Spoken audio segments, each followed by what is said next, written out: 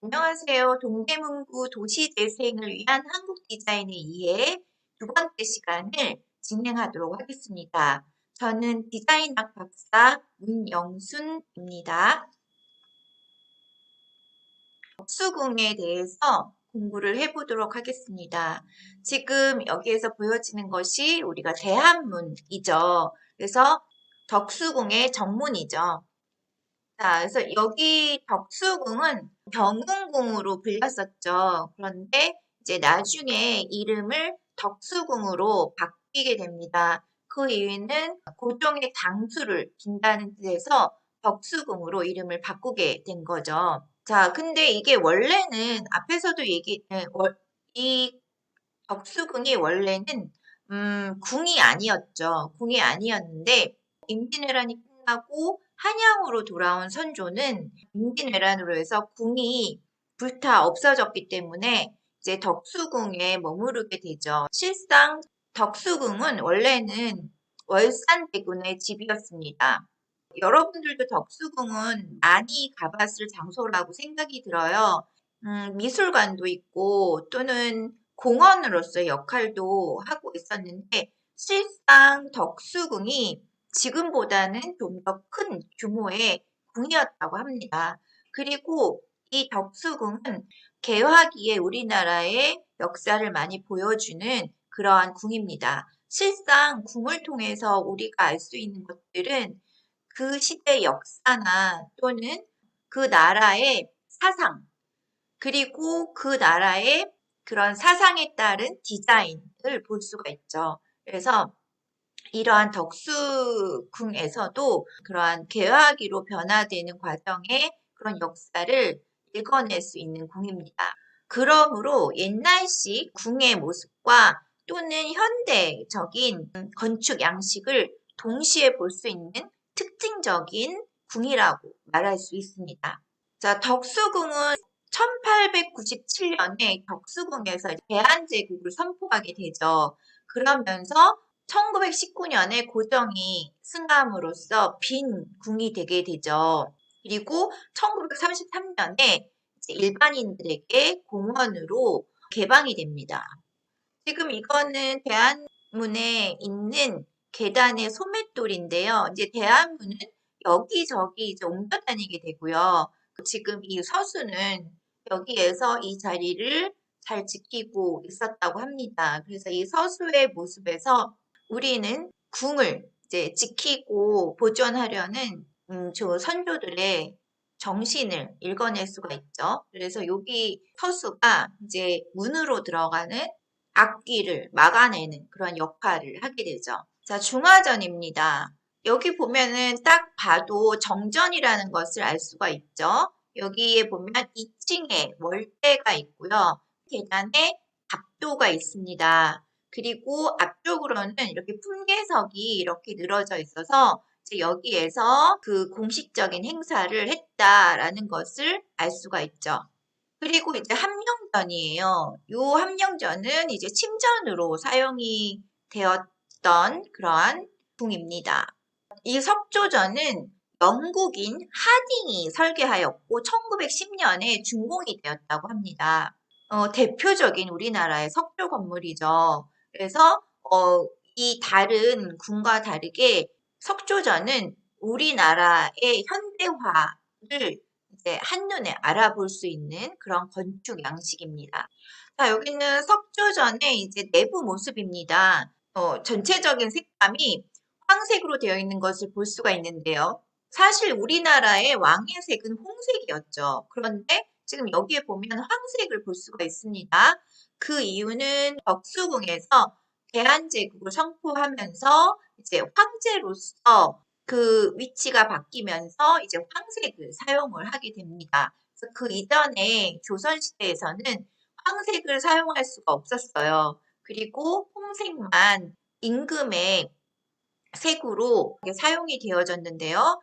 황색이 이제 사용될 수 있게 된 시기가 바로 덕수궁에서부터였다라는 것을 알 수가 있어요. 그런데 지금 여기에서만 보더라도 지금 우리가 브랜드, 브랜딩을 얘기할 때 컬러의 중요성을 얘기하잖아요. 컬러로서 그 브랜드의 정체성을 우리가 이야기하는데요. 지금 여기에서 볼 때도 예전에 왕들이 입었던 그 옷의 색상, 뭐 황제가 입었던 옷의 색상으로서 지위 계층의 정체성을 색감으로 잘 표현해내고 있었다라는 것을 알 수가 있습니다. 석조전을 이제 거의 원형 그대로 복원해서 2014년에 석조전 대한제국 역사관이 되었는데 지금 내부의 모습을 보면 1930년대 이후에 이제 많이 훼손되었던 그 석조전의 내부 모습을 원형 그대로 복원을 해서 우리가 지금 그 내부 모습을 볼 수가 있는데요. 지금 여기서 보면 서양식 그러한 인테리어를 볼 수가 있죠. 그 역사가 바뀜으로 인해서 디자인도 함께 바뀌어진 것을 볼 수가 있습니다. 그래서 유교적 정신에 이제 기반이 되었던 그런 궁궐의 모습이 서양식 모습으로 바뀌게 되는 것이죠. 자, 여기도 보면 이제 내부의 모습입니다. 앞에서도 얘기했지만 우리 궁궐의 모습은 온데간데 없고 마치 남의 옷을 입은 것 같은 잘 맞지 않는 그리고 우리의 사상과 우리의 철학과 우리의 정신을 여기에서 전혀 읽어낼 수가 없습니다. 앞에서 얘기했던 자연미 그리고 정신적 그리고 형이상학적인 미를 여기에서 찾을 수가 없죠.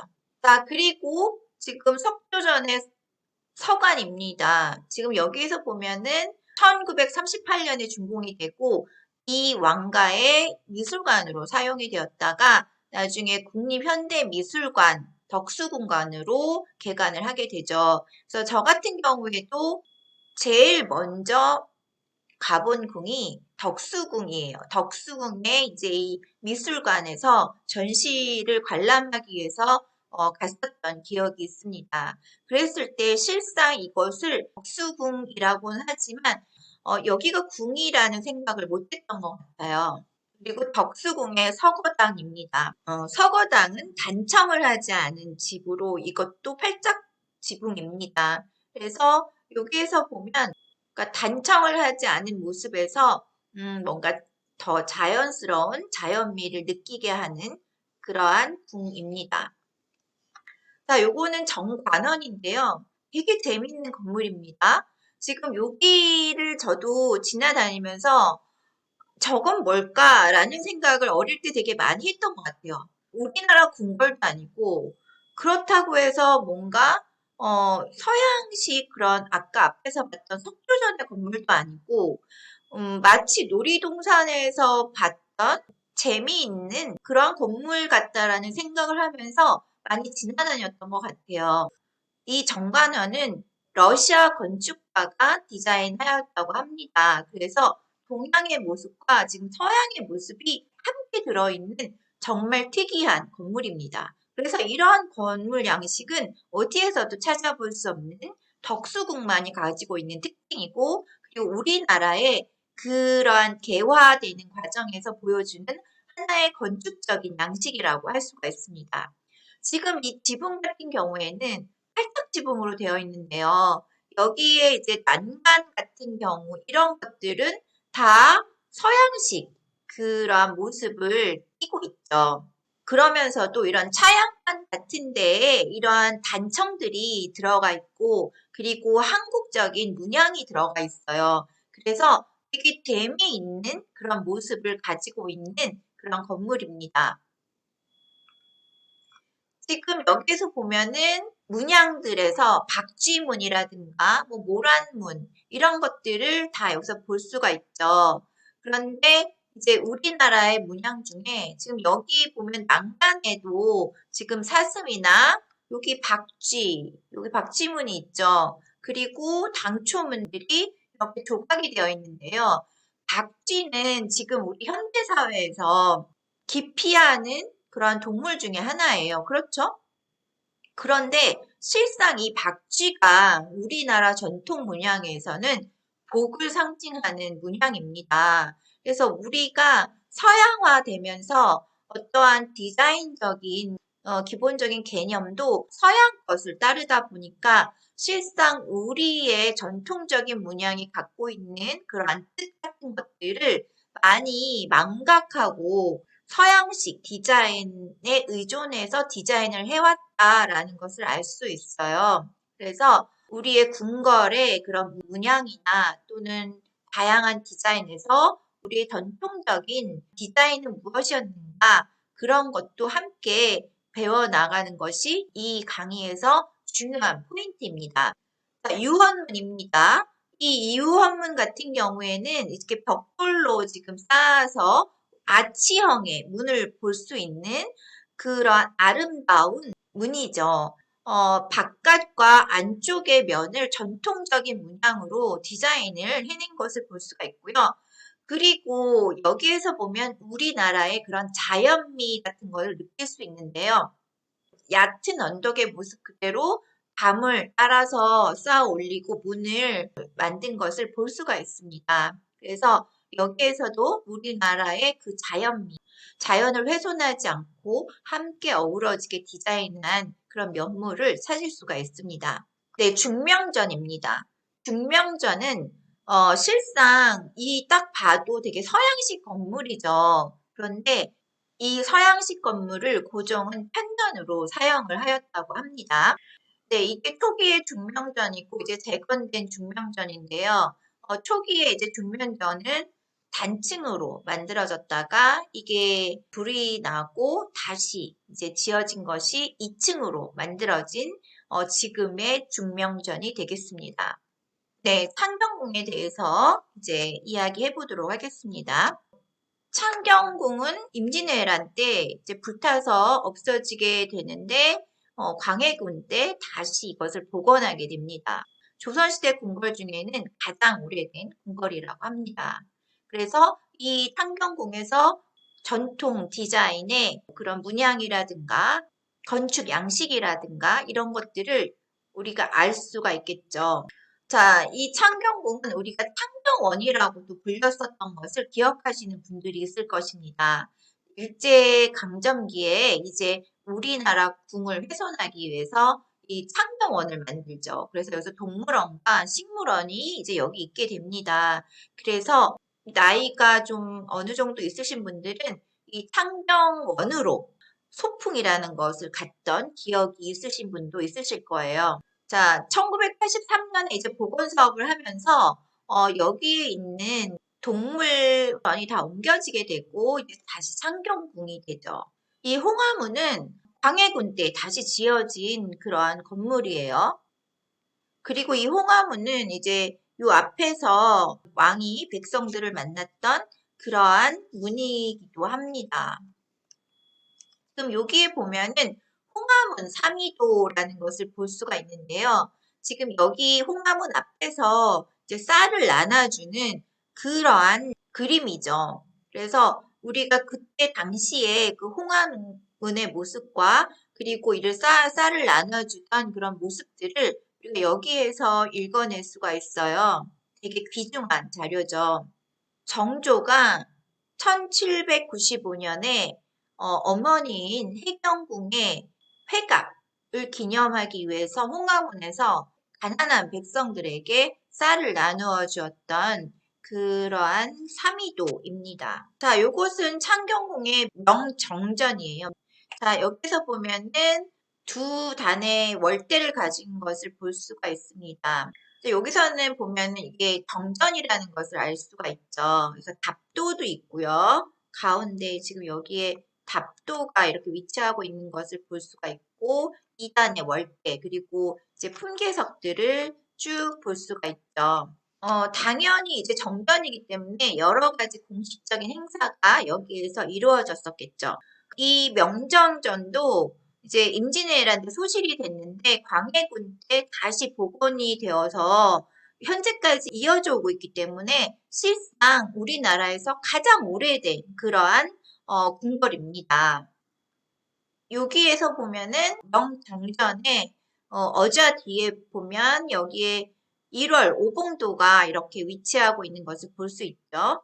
여기 달에 흰색 달과 붉은색 해를 음양의 조화로 이렇게 딱 놓았고, 그리고 5개 봉우리로 오행을 뜻하고 있죠. 그래서 여기서도 음양오행서를 읽어낼 수가 있습니다. 자, 명정전의 그 단청이에요. 가장 오래된 그러한 건물이기 때문에 우리의 역사를 고스란히 이제 보여주면서 그때 그 당시의 디자인을 우리가 여기에서 볼 수가 있습니다. 이게 소중한 자료죠. 지금 여기에 보면 이제 단청이 바래져 있는 이런 색감을 볼 수가 있죠.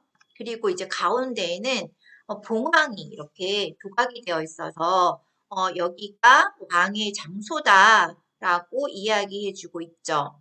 자, 요거는 명정전의 외부 모습이에요. 지금 여기 창에 그런 빗살 그 문양들을 봐도 아름답게 지금 이 문양들이 디자인이 되어 있는 것을 우리가 볼 수가 있어요. 그래서 규칙적이고 반복적이고 단순화된 아름다움을 여기에서 우리가 느낄 수 있습니다.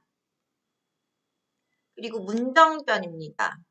문정전은 광해군 때 다시 지어졌었는데 이게 일제강점기에 철거되었던 것을 현대에 와서 다시 복원이 된 그런 모습입니다. 아, 이곳은 영조가 사도세자를 기주에 가두라고 명한 그러한 역사적인 장소입니다.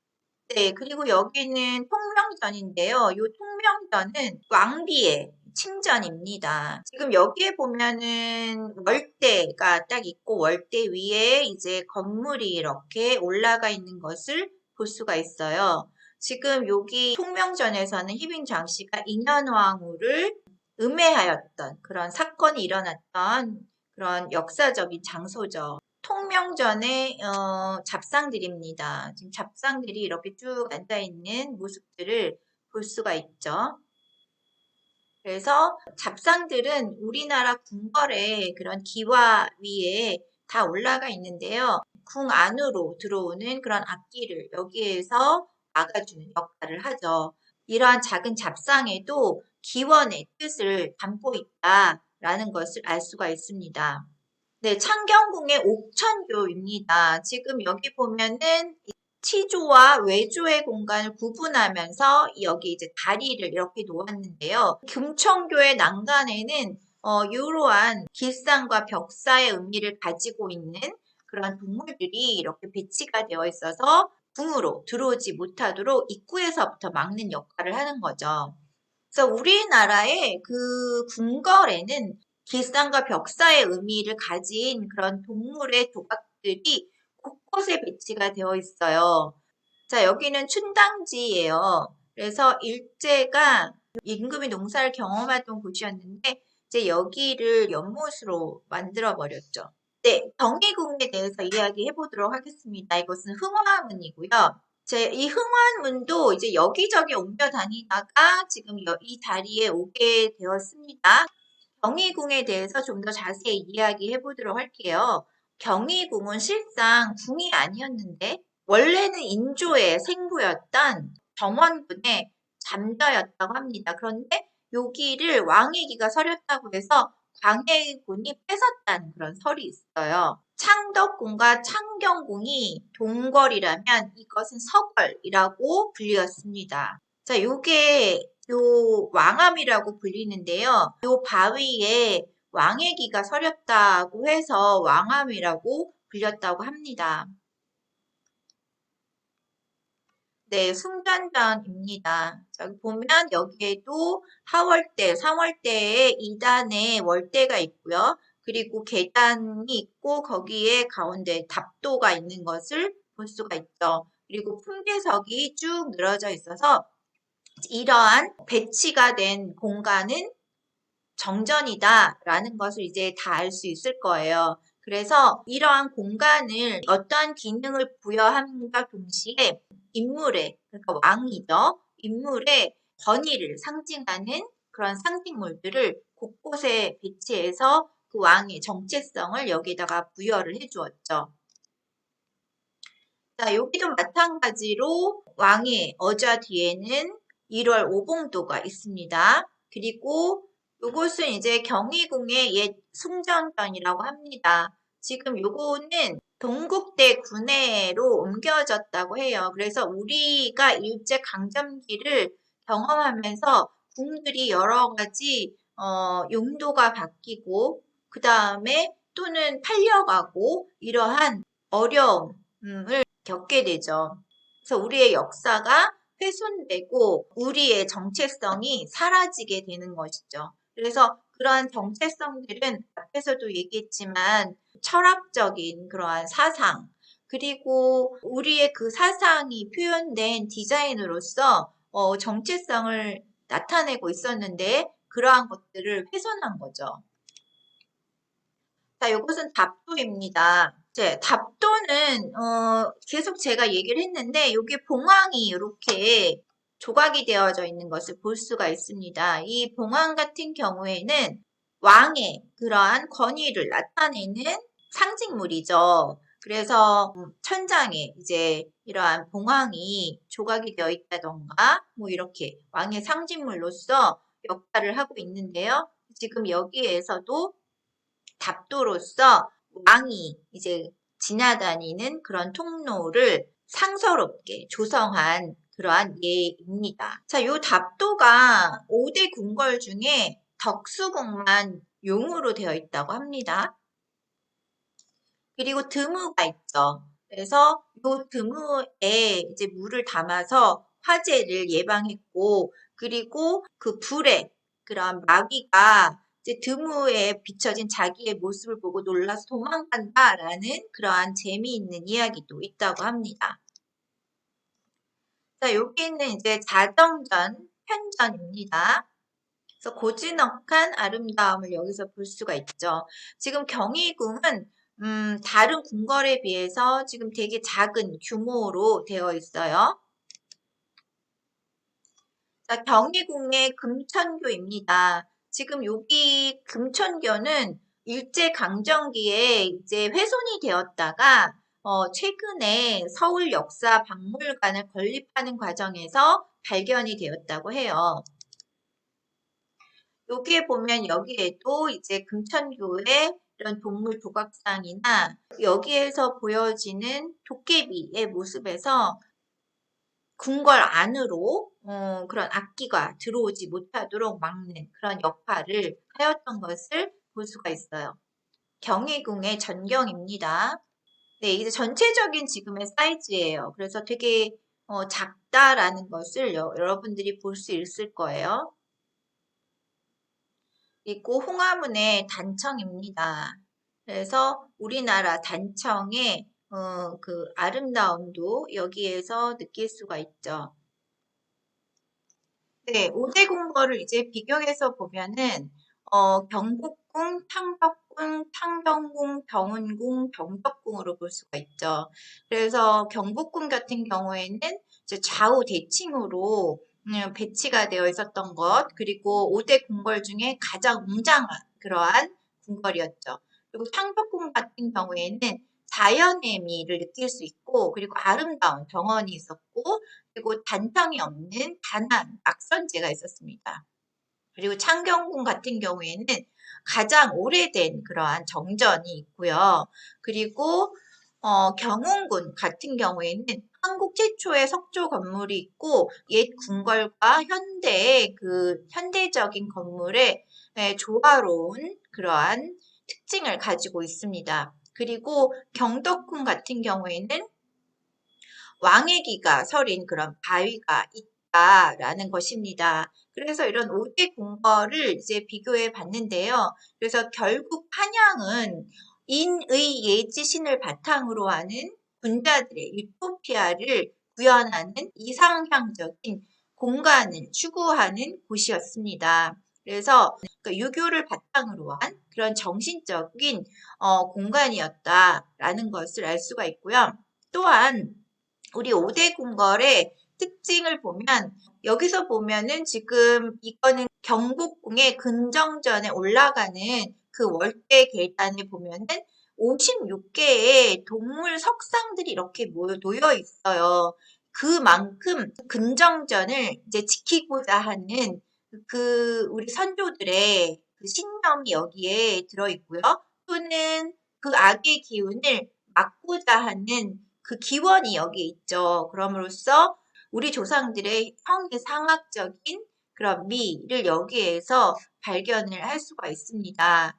그래서 벽사와 길상의 의미의 이러한 동물들로 인해서 우리 조상들은 재난으로부터 현명하게 이겨내고자 하는 그런 의지를 보여준 것이라는 것을 알 수가 있습니다. 그래서 재난의 상황에서 손을 놓고 있는 것이 아니라 이러한 디자인적인 요소를 통해서 정신적으로 극복하고자 하는 의지를 여기에서 우리는 읽어낼 수가 있습니다. 네, 이렇게 해서 5대 궁궐을 함께 보았습니다. 그래서 5대 궁궐에서 볼 수 있는 왕에 대한 정체성을 무엇으로 표현하였는가, 그것도 이제 여러분들이 다 알 수 있을 것이라고 생각하고요. 그리고 이러한 요소들이 우리의 현재 디자인에서 도시 재생에서 어떻게 적용될 수 있을 것인가에 대해서 생각해 보는 것이 우리들의 하나의 숙제가 아닐까라고 생각을 합니다. 네, 여기까지 강의를 하고 마치도록 하겠습니다.